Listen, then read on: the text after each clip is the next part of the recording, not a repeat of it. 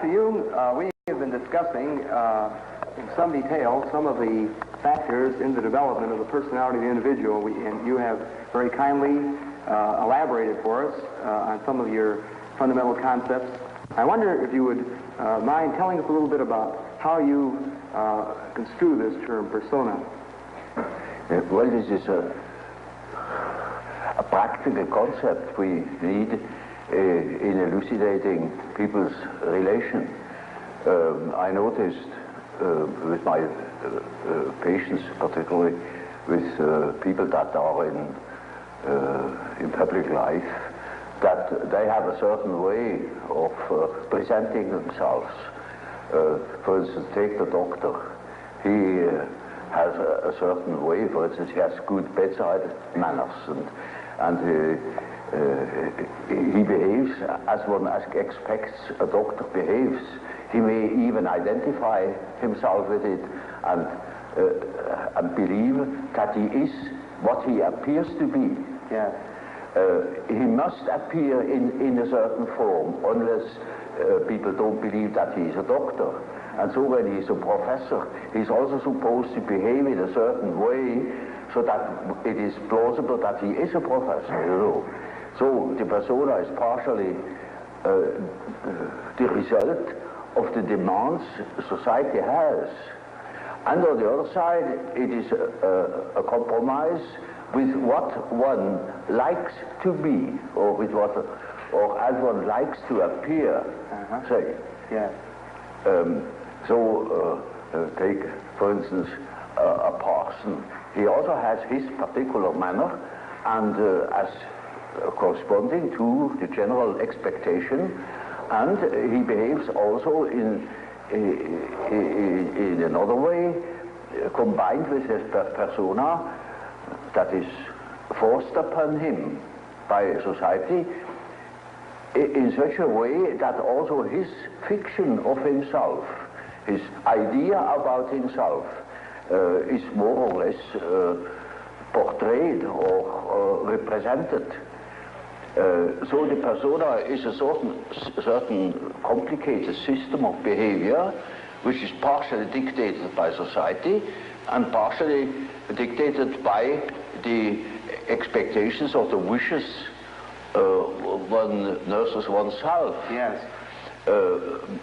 Now, this is not the real personality, in spite of the fact that people will assure you that that is all quite real and quite honest, yet it is not. Yes. Now, such a performance, or say, the performance of the persona is quite all right, as long as you know that you are not identical with the way in which you appear. Yes.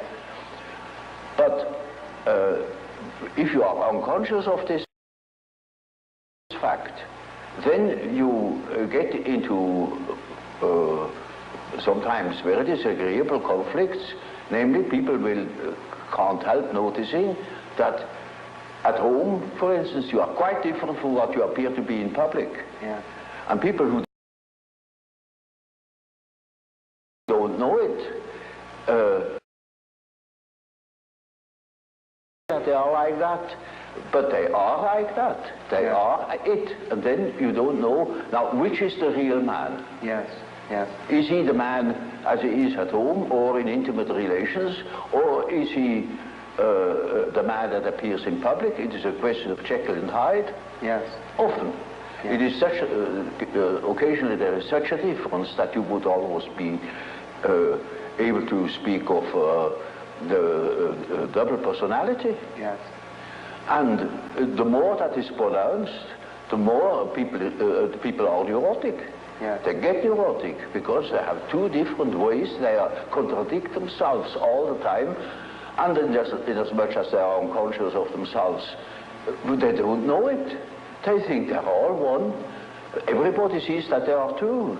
Yes. And some know him only from one side, so others know him only from the other side, and then there are situations that clash, because the way you are creates certain situations with people in relations, And these two situations don't chime in, they are just dissonances. Yes, yes. And the more that is the case, the more the people are neurotic. Now, you also use the term self. Yes. Now, the word self, then, would this have a different meaning than, say, ego or... Oh, yes, oh, quite, oh, yes.